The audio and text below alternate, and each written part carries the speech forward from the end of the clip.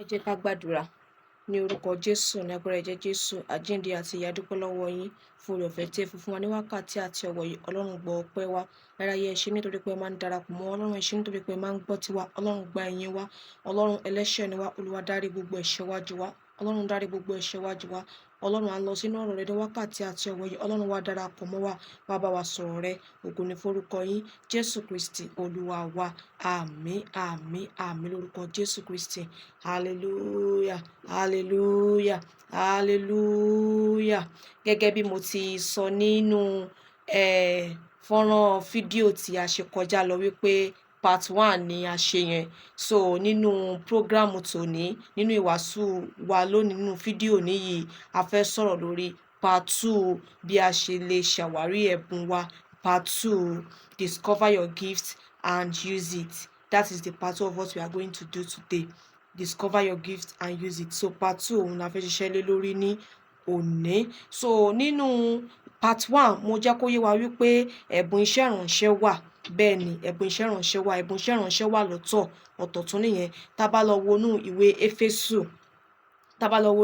Éfésù, Éfésù 4 verse 11, ó máa fi yé wa, ó máa fi àwọn ẹ̀bùn iṣẹ́ ìránṣẹ́ hàn wá ní ibẹ̀. Ephesians 4 verse 11, Éfésù orí 4 ẹsẹ̀ 11. Ó ní ó sì ti fi àwọn kan fúnni bíi àpọ́stólì, àti àwọn mìíràn bíi wòlíì, àti àwọn mìíràn bíi evangelisti, àti àwọn mìíràn bíi olùṣọ́ àgùntàn àti olùkọ́ni. Ó ní ó ti fi àwọn kan fúnni bíi àpọ́stélì, ó ní àwọn kan bíi olùkọ́ni, ó ní àwọn kan bíi olùṣọ́ àgùntàn, ó ní àwọn kan bíi wòlíì, ó ní àwọn ẹlòmíràn bíi evangelisti. So ẹ̀bùn iṣẹ́ ìránṣẹ́ làwọn èèyàn. Ministry gifts, yes, we can call it ministry gifts. Ẹ̀bùn iṣẹ́ ìránṣẹ́ òun ni àwọn yẹn. Ó ló fún àwọn ẹlòmíì ní ẹ̀bùn wòlíì, ẹ̀bùn olùṣọ́ àgùntàn, ẹ̀bùn evangelisti, bó ṣe fẹ́ ẹ̀bùn àpọ́stólì. Ó ní ó fi fún àwọn ènìyàn bẹ́ẹ̀ yẹn lóríṣiríṣi. So ẹ̀bùn iṣẹ́ ìránṣẹ́ ń bẹ, ó wà lọ́tọ̀ tiẹ̀. So ibi tí ẹ̀bùn iṣẹ́ ìránṣẹ́ tá ti lè tọ́ka sí nínú Bíbélì òun nìyẹn. Éfésù orí 4 ẹsẹ̀ 11. Éfésù orí 4 ẹsẹ̀ 11. A ní láti ṣọ́ra fún ẹ̀tàn nínú ẹ̀bùn wa. Bẹ́ẹ̀ ni, a ní láti ṣọ́ra fún ẹ̀tàn nínú ẹ̀bùn wa. A ní láti ṣọ́ra fún ẹ̀tàn nínú lílo ẹ̀bùn wa. Tí a máa rí nínú Acts 8 verse 17 to 20. Ó sọ pé nígbà tí Símónì rí pé nípa gbígbé ọwọ́ léni ni a ti ń fi ọwọ́ àwọn àpọ́stélì fi ẹ̀mí mímọ́ fúnni, ó sì fi owó lọ̀ wọ́n. Ó sì wí pé ẹ fún mi ní ẹ̀mí náà ní agbára yìí pẹ̀lú, kí ẹnikẹ́ni tí mo bá gbé ọwọ́ lé kí ó lè gba ẹ̀mí mímọ́. Ṣùgbọ́n Pétérù dá a lóhùn wípé kí owó rẹ kó ṣègbé pẹ̀lú rẹ, nítorí ìwọ rò láti fi owó ra ẹ̀bùn Ọlọ́run. Ó ní kí owó rẹ̀ kó ṣègbé pẹ̀lú rẹ̀ nítorí pé ó fẹ́ fi owó ra ẹ̀bùn Ọlọ́run. So àwọn kan wà bẹ́ẹ̀ tó jẹ́ wípé wọ́n máa fi ẹ̀mí ẹ̀tàn wá bá ẹ, wọ́n á fi ẹ̀mí àrékérekè wá bá ẹ wípé ẹ̀bùn Ọlọ́run tí ìwọ náà ń lò yìí, jẹ́ ká fún ẹ lówó, tà á fún wa. Ṣé ó ṣeé ṣe? Ó ní Bíbélì sọ, ó ní kí owó rẹ̀ kó ṣègbé pẹ̀lú rẹ̀, nítorí wípé a kò lè fi owó ra ẹ̀bùn ẹ̀mí mímọ́. A ò lè fi owó ra ẹ̀mí Ọlọ́run. A ò lè fi owó ra ẹ̀bùn tí Ọlọ́run fi fún ni. Iyebíye ni. Is priceless. Kò ń ṣe nǹkan téèyàn lè kó ìdíyelé, téèyàn lè kówó lé lórí wípé ó yá tà á fún mi. So a ní láti ṣọ́ra fún ẹ̀mí ẹ̀tàn. Oríṣiríṣi èèyàn bẹ́ẹ̀ ló máa wá ní pẹ̀lú ẹ̀mí ẹ̀tàn láti fowó lù ẹ́ wípé kó o ta ẹ̀bùn ẹ fáwọn kán bá lè gbé ẹ ṣubú ni. So ó jẹ́ kó yé wọn wípé ẹ̀bùn ẹ̀mí mímọ́ Ọlọ́run kò ń ṣe nǹkan téèyàn máa ń fi owó rà. Nǹkan tí Ọlọ́run máa ń fún ni fúnra rẹ̀ willingly ni, kò ń ṣe téèyàn máa ń fi ipá gbà. Ihun tọ́lọ́run máa ń fi fún ni willingly, a kò lè fi ipá gbà, a ò lè fi owó rà. Ó ní ṣe òtítọ́ pẹ̀lú ẹ̀bùn rẹ.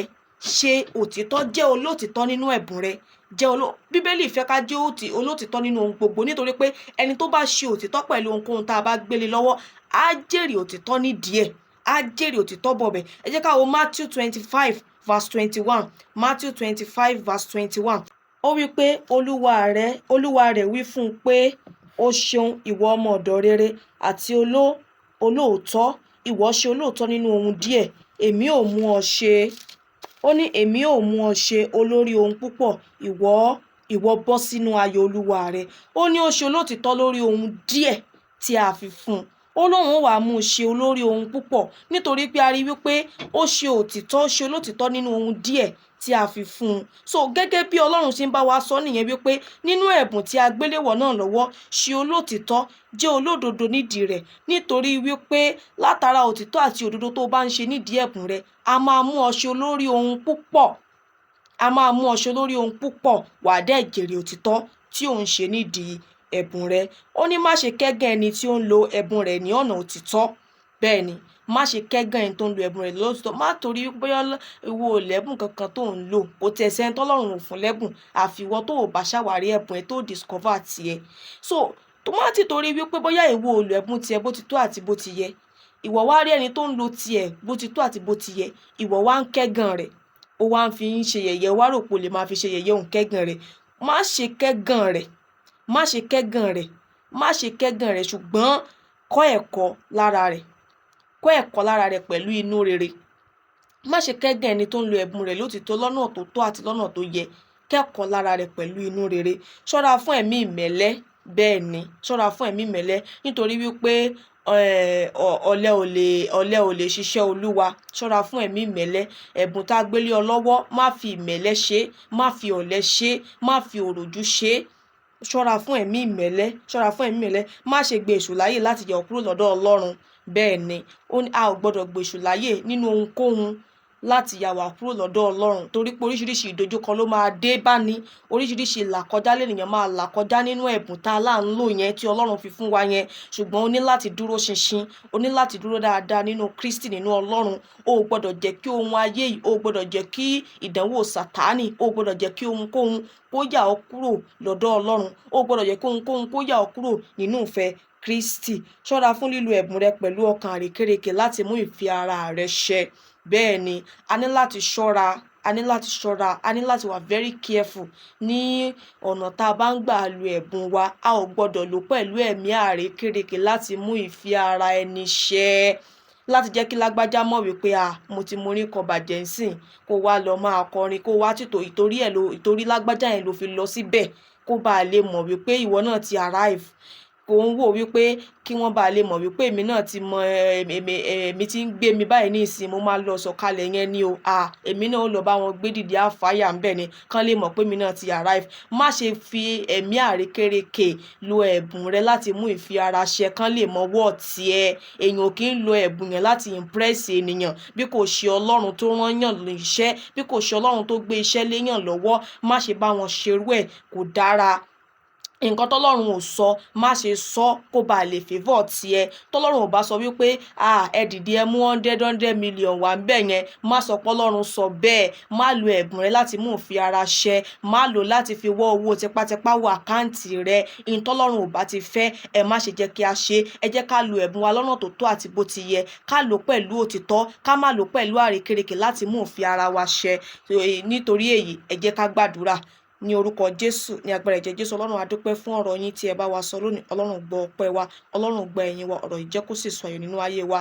Jésù Olúwa wa, àmín, àmín, àmín lórúkọ Jésù Kristi.